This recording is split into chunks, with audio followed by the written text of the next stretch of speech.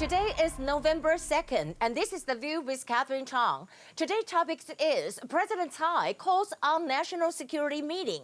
First, President Tsai held a national security meeting on Saturday, focusing on the cross-strait dialogue and the U.S. presidential election. She also apologized for the death of a Malaysian female college student. I think this national security conference has multiple purposes. Here are some points. A, the U.S. presidential election will be held tomorrow night, and the first purpose of President Tsai's holding this national security conference is to state that Taiwan will never take sides. Why does President Tsai want to make such a statement now? According to the Washington Post of October 31st, it said that the Taiwanese government was concerned about Biden's attitude toward China and Taiwan.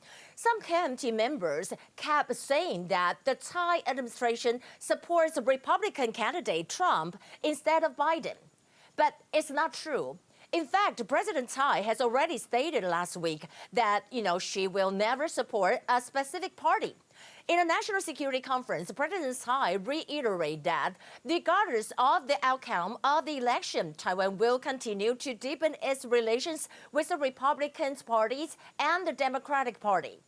B, another important point is to call out to China to have a dialogue with Taiwan on equal terms. President Tsai said that Taiwan is willing to jointly promote meaningful dialogue under the principle of reciprocity and dignity. Actually, President Tsai talked about the same thing 20 days ago on Double Tenth Day, the National Day. And why did President Tsai mention the dialogue again? I think there are two reasons. First, the fifth plenary session of the 19th CPC Central Committee, Wuzhong Quanhui, ended on October 29th, and Xi Jinping mentioned 15 words about Taiwan. He said, promote the peaceful development of cross-strait relations and the reunification of the motherland. Xi Jinping put the words peace, 和平, and reunification, 统一, together. Some scholars think Xi Jinping's statement is kind of mild, and some even said that there will be no Chinese invasion to Taiwan within 5 years. However, I think for President Tsai, it doesn't matter Xi Jinping's statement is aggressive or mild. She just wants to emphasize Taiwan's attitude, and that is to negotiate on an equal basis. Second reason is to respond to the China's intrusion. President Tsai criticized the Chinese fighters' intrusion of Taiwan's airspace has caused a national security issue. C, about the death of a Malaysian female college student. A 24-year-old Malaysian female student who came to Taiwan to study was killed in Tainan City, which caused a great shock. President Tsai and Premier Su Tseng-chang apologized to the parents during the National Security Conference. The female student's parents arrived in Taiwan last night, and they were devastated. You can see over here. And today, they went to the crime scene and conduct a ceremony of calling back the spirit of the dead. We call it 招魂仪式.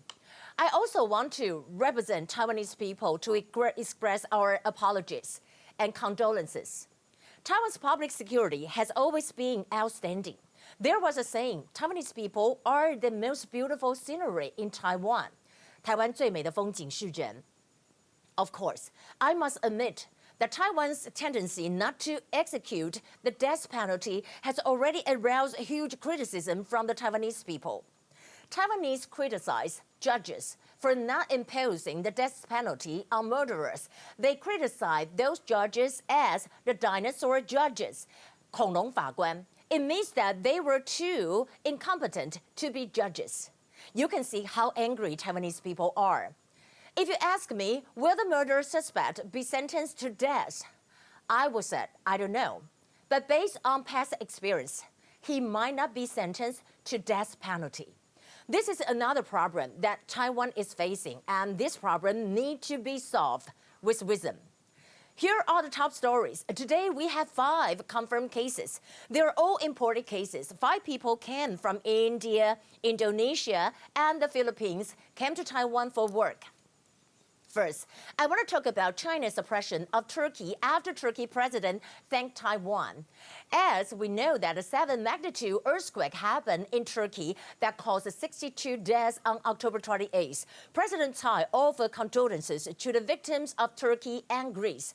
And she said, "My heart goes out to all those affected by the earthquake in Turkey and Greece. The people of Taiwan have you in their thoughts, while our government is ready to offer its support."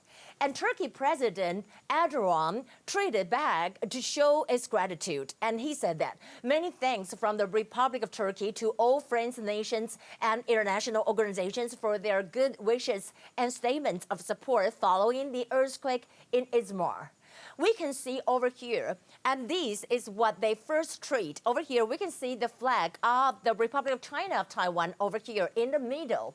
However, we know that Taiwan's flag got removed after 3 hours on Erdogan's re-upload Twitter. You know, they put on the flags of 100 nations and international organizations, and Taiwan's flag just disappeared. And they put on the flag of the People's Republic of China. Mofas responded to China's suppression, and Taiwan Foreign Minister Joseph Wu fought back and said Taiwan will not be deterred by these and will continue to resolutely provide immediate humanitarian assistance to the international community. Fortunately, Taiwan has something to fight back. 106 European lawmakers voiced support for Taiwan's inclusion in WHA meeting on November 9th. And we can see that parliamentarians from Poland, Hungary, Slovakia, the Czech Republic, Latvia, Lithuania, and Estonia sent a joint letter on October 22nd to WHO Director General Tedros for Taiwan's participation in the upcoming WHA conference.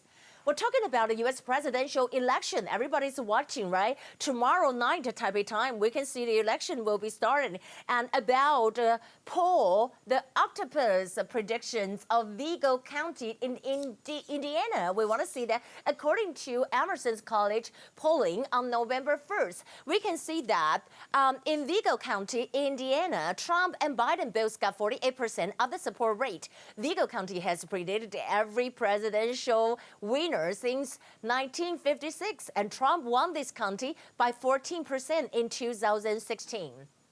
Also, we're talking about the Sunday Express and Democracy Institute polls. It said that Trump got 48% of the support rates and Biden got 47%.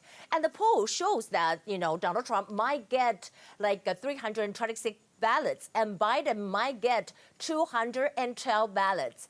As to CNN polls conducted by SSRs, we can see over here that it said, over here, Biden got 50% support rates to Trump's 46% in Arizona. In Wisconsin, Biden got 52% and Trump got 44%. In North Carolina, Biden got 51% and Trump got 45%. In Michigan, Biden got 53% and Trump got 41%.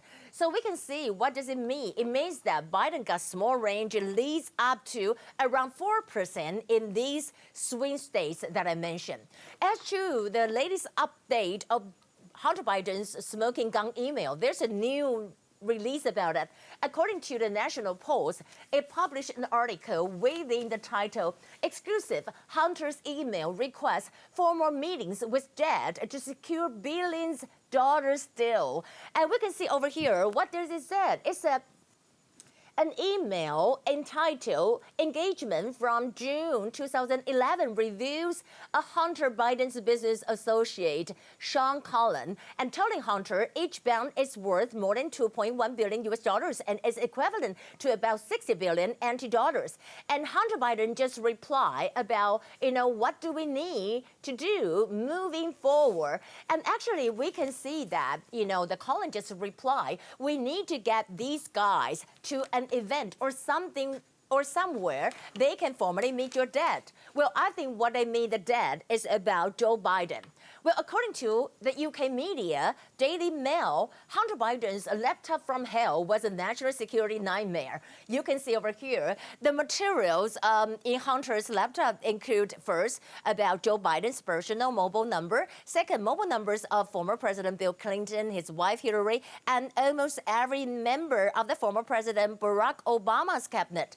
And also, we know that it has something to do with the movie star, a contact database of 1,500 people, including actress Gwyneth Paltrow and former presidential candidate John Kerry and ex-FBI boss. We can say that Louis Freeh is also on the list. Fourth, personal documents, including Hunter's passport, credit cards, and bank statement, and those pictures, blah, blah, blah. Well, I don't know what will happen tomorrow, one day before the presidential election. So we'll be watching it, and, we can watch about that. And some people say that there might be a right after the U.S. presidential election. I don't know about that. We hope that will not happen. So I'll see you tomorrow. This is The View with Catherine Chang. Bye.